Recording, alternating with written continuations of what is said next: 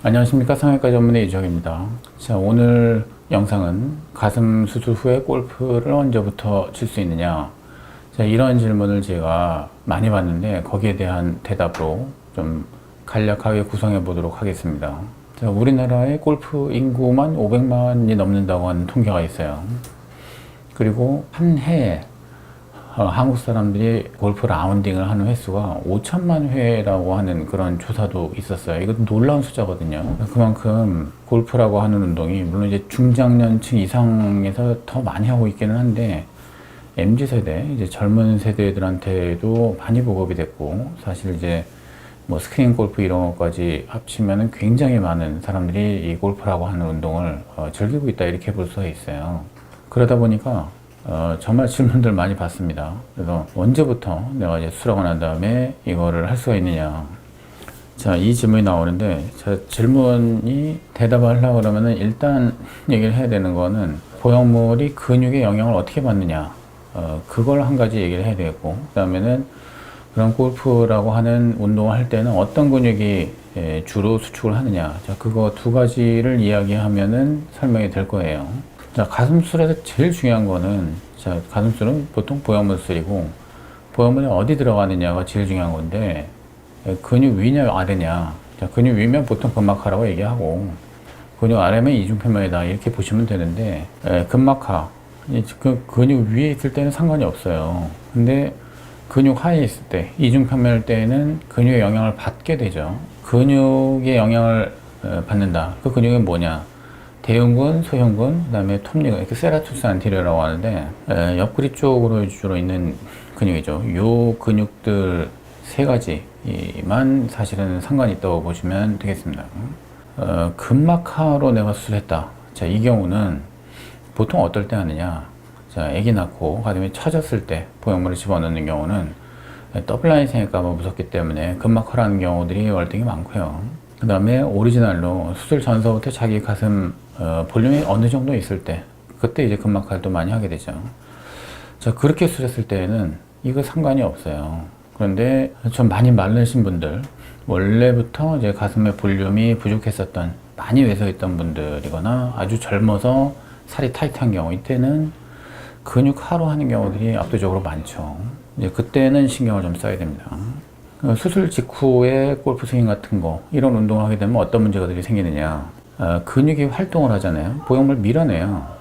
보형물 아래에 있을 때, 그러니까 주로 문제가 되겠죠. 그러면 우리가 이제 위치의 이동, 이거를 말 포지션이라고 보통 통틀어서 얘기를 하는데, 위로 올라가면은 너무 이제 스누피 가슴처럼 이렇게 되겠고, 뭐 폭포수 뭐 이제 이런 게 있죠. 그 다음에 너무 안쪽으로 몰린다 그러면 유방 합체처럼, 이게 미디얼라이제이션이라고 내측화라고 하는 것도 상관이 있는데, 또는 바깥쪽으로 밀리면은 너무 벌어진 가슴이 되겠고, 아래쪽으로 너무 떨어지는 게 대표적인데 이제 그 밑빠짐이라고 부르죠.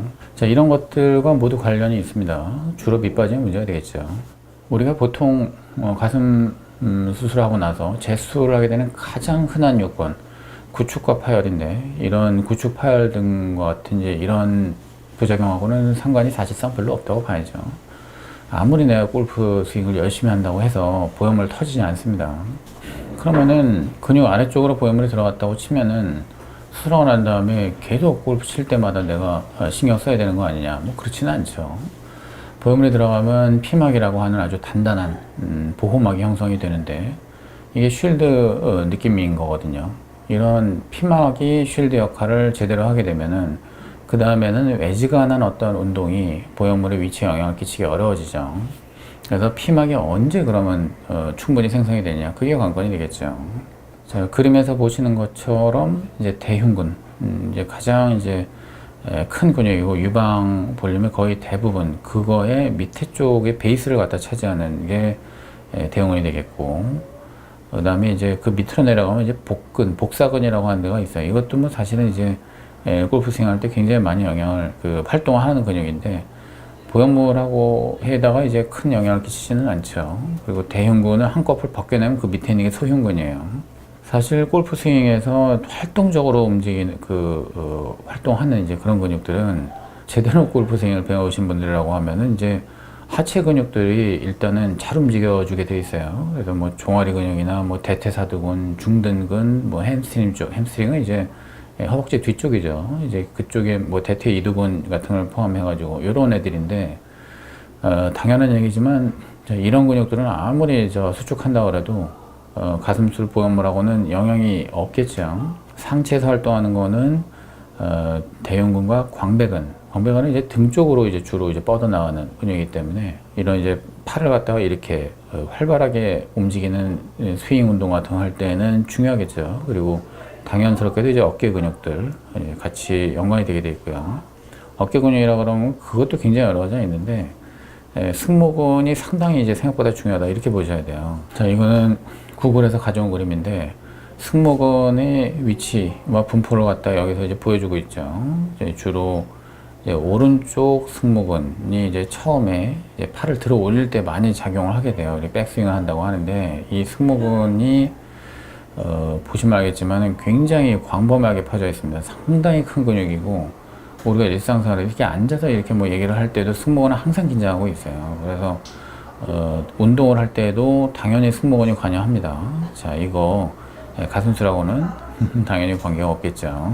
그리고 주로 이제 우리가 중요하게 생각하는 대흉근은 어떤 동작에서 관련되느냐, 이제 다운스윙 할 때 관련이 되겠죠. 팔을 이렇게 들어 올렸다가 내려칠 때, 이제 그때 이제 대흉근이 적극적으로 관여를 하게 되는데, 물론 이제 대흉근만 활동하는 게 아니라 뭐 둔부와 이제 복근과 이제 전부 다 관여합니다. 그래서 이 그림에서 보면은 주로 오른쪽 대흉근 이게 이제 적극적으로 활동하게 되겠죠. 그 스윙 과정을 딱 생각해 보시면 당연한 일이고, 그 다음에 뭐 마른 모근이라 그래가지고서는 이제 견갑골 쪽으로 이렇게 붙어 있는 이런 애들도 있는데, 승모근과 이제 마른 모근, 그 다음에 또 아까 얘기했던 톱니근 옆구리 쪽에 있는 거, 자, 얘네들이 다 같이 활동하게 돼요. 자, 톱니근 얘기는 왜 자꾸 나오느냐? 우리가 대흉근을 들고 이제 그 밑에다가 보형물을 넣고 이제 이렇게 하면서 이제 이중평면을 구성하게 되는데, 자, 그거를 들 때 대흉근이 사실 이 그림에 나온 것처럼 여성들한테 있어서 대흉근이 그렇게 크게 발달하지 않은 분들이 되게 많아요. 그리고 또 몸도 이제 왜소하고, 자, 이런 분들 옆구리 쪽에서, 그러니까 바깥쪽, 그러니까 외측이라고 그러는데 외측 아래쪽에서 보형물의 만져짐이 상당히 우려되는 경우도 있어요. 특히 이제 큰 보형물을 넣을 때. 그러면은 대흉근만 가지고 걔네들이 커버가 안 된다는 거예요. 이제 아래쪽 외측은 대흉근이 그쪽에 없어요. 그러면 뭘 가지고 이걸 좀 싸주면 좋겠는데, 환자가 살이 너무 얇으니까 다 만져질 것 같고 이러면 톱니근, 그러니까 옆구리 쪽에 있는 요 근육을 까지 추가적으로 들어서 거기다가 또 이제 보형물을 싸주자, 자, 이렇게 하는 경우들이 있어요. 혹은 이제 톱니근을 들기까지는 하지 말고 저거 들면은 피도 많이 나고 뭔가 좀 하면 수술이 생리적이지는 못하죠. 그러니까 근막만 들어가지고 싸주겠다, 뭐죠, 이렇게 하는 의사들도 있어요. 제가 이제 여성분들이 이제 주로 스윙들을 하는 걸 보면은 남자들처럼 어깨나 대흉근 쪽의 근육들을 그렇게 강하게 쓰고 있는 것 같지 않아요.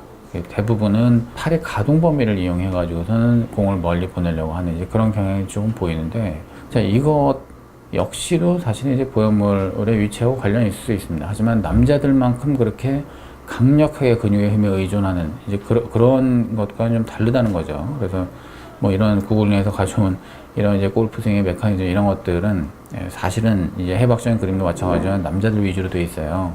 여성들은 조금 좀 다르다고 저는 생각이 듭니다. 어쨌든 골프 선수들은 어쨌든 그래서 프로들 같은 경우는 골프 피트니스를 따로 해요. 그래서 이렇게 지금 얘기한 뭐 여러 가지 이제 상체와 하체의 모든 이제 뭐 햄스트링이며 이런 근육들을 피트니스를 하면서 이제 단련, 특히 하체 운동은 어마어마하게 하거든요. 그래서 근육의 어떤 단련들을 갖다 이제 많이 하면서 몸을 만들어서 스윙하게 하려는 그런 경향이 좀 있죠. 아마추어 골퍼들은 그렇게까지는 안 하지만은. 그래서 제가 수술을 할 때, 뭐 여러 가지 운동 선수들도 많이 오시지만은 골프 선수들, 골프 프로들을 갖다가 수술할 때가 있어요. 이제 이분들은 기본적으로 골프 피트니스를 갖다 또 하는 분들이기 때문에 그때는 이제 이런 앞서 언급했었던 이런 이제 근육들에 대해서 특히 좀 더 이제 주의를 해야 되겠죠. 이거는 실제로 수술해보면 그런 분들은 근육 자체도 더 두껍고 단단합니다. 골프를 갖다가 이제 내가 많이 친다. 그러면 가슴 수술하고 난 다음에 주로 내가 주의해야 되는 운동들은 뭐냐. 당연히 대흉근을 단련하는 운동이 첫 번째겠죠. 자, 피트니스에서 생각해 보면은, 자, 이렇게 하는 운동 있죠. 자, 이거는 대흉근을 직방으로 이제 사용하는 그런 운동이 되겠죠. 그리고 사실은 대흉근 굉장히 큰 근육, 상체가 가장 큰 근육 중에 하나이기 때문에 상체를 움직이는, 팔을 움직이는 모든 형태의 이제 움직임에서 거의 사실 다 관여한다고 보셔야 돼요.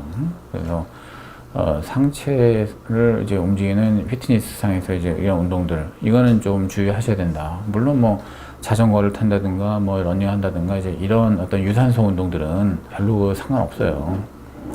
자, 그리고 자, 내가 이제 스트레칭을 갖다 뭐 이제 뭐 한 1시간 한다. 자, 이런 분들도 있는데 스트레칭을 그냥 조금씩 하는 거는 술 후에도 상관이 없죠. 근데 아주 강한 스트레칭을 하는 경우가 있어요. 이거는 사실은 이제 좀 주의할 운동에 속한다고 보셔야 돼요. 자, 그러면 절개 부위에 따라서 주의할 점은 뭐가 있느냐? 자, 겨드랑이 술했을 때 특히 이제 이런 스트레칭들이 조금 연관이 있을 수 있겠죠. 자, 어깨를 이렇게 하는 게 내전이고 이렇게 하는 게 외전이에요. 자, 그래서 어깨를 이제 외전하면서 스트레칭 하는 경우, 자, 그런 경우 이제 뭐 겨드랑이는 이제 팔을 쭉 들어 올려 보면은 당연히 다들 아시겠지만은 이 상처가 수술하고 한 달 정도까지는 굉장히 많이 땡길 수가 있어요. 그냥 아무는 과정이기 때문에 겨드랑이 수술하고 난 다음에는 처음에는 그 상처 부위가 땡기니까 본인들 스스로가 적극적으로 어깨 스트레칭을 잘 못하셔요. 당연한 일이지만. 자, 밑주름선 수술하고 난 다음에는 또 이제 뭐가 있냐. 이거는 몸통을 갖다가 자 이렇게 쭉 펼 때 당연히 땡기겠죠. 여기에 없던 볼륨이 들어가 있고 살은 아직까지 덜 드러나 있고 절개선은 수평으로 되어 있기 때문에 당연히 그 상처 부위가 땡긴다는 걸 느끼실 수밖에 없어요. 그럼 언제서부터 제대로 할 수가 있느냐? 상처라고 하는 거는 처음에 이렇게 쫄아붙으면서 아물죠. 다 아물었다 싶으면 그 다음서부터는 다시 이렇게 신전성을 가지게 돼요. 정상적인 피부의 상태를 가지고 올 때까지, 그때까지 한 몇 달 정도 시간이 걸린다고 보셔야 돼요. 그래서 보형물을 넣는 수술에서는 뭐 밑선 절개 같은 거 했을 때는 이거는 살이 늘어나줘야 되잖아요. 살이 늘어날 때까지 이제 기간이 필요합니다. 콜라겐이 처음에 이렇게 됐다가 뭘 집어넣어서 늘어나려고 하면 이런 식으로 콜라겐의 재배열이 일어나게 되거든요. 콜라겐의 재배열이 일어날 때까지 뭐 보통 그냥 1차적으로 한 2, 3개월 얘기하는데 그 정도까지는 이런 아주 강한 스트레칭을 하시기에는 불편감이 있으니까 그 일부러 할 필요 없죠. 조금 이제 좀 천천히 느슨하게 하시는 게 낫죠. 자, 유륜절개를 했을 때나 배꼽절개를 했을 때, 자, 이럴 때는 해당이 없어요. 결과적으로 수술하고 난 다음에 이 운동의 스케줄을 어떻게 해야 되겠느냐. 골프도 다른 운동들하고 다 마찬가지예요. 제가 말씀드리는 거는 수술 직후 한 달 정도까지는 그냥 대체적으로 제한하는 거죠. 그러고 난 다음에 한 1개월 내지 3개월, 자, 이 정도까지는 서서히 운동을 좀 시작해 보시는 거죠.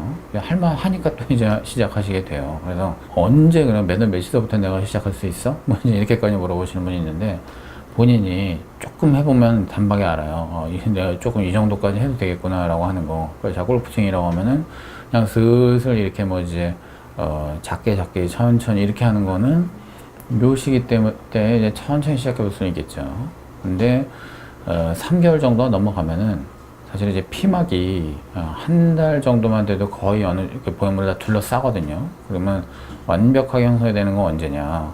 2, 3개월 지나가면 벌써 상당히 이제 두드러지게 만들어져 있어요. 초음파를 대보면은 두께도 어느 정도 있고 그때쯤 되면은 사실은 운동을 시작해도 된다 이제 이런 얘기인데 3개월에서 6개월 뭐 이 정도 되면은 운동을 갖다가 좀 더 깊이 들어가서 있는 거죠. 하지만 처음부터 막 하지 말고 점점 더 이렇게 그 페이스업을 하면서 내가 할 수 있는 게 어느까지구나 라고 하는 것 같다 본인 스스로가 이제 적정을 좀 해보면서 하시는 거를 권장해 드리는 거죠. 자, 6개월 정도 지났다. 자, 이거는 사실상 거의 제한 없이 운동하셔도 괜찮습니다. 그게 골프스윙이건 뭐건 다 마찬가지죠. 자, 오늘은 많이들 질문하시는 골프스윙과 가슴술에 대한 어떤 스케줄링 연관성에 대해서 한번 말씀드려봤습니다. 간략하게 설명해 드렸고요. 도움이 되셨기를 바라겠습니다. 고맙습니다.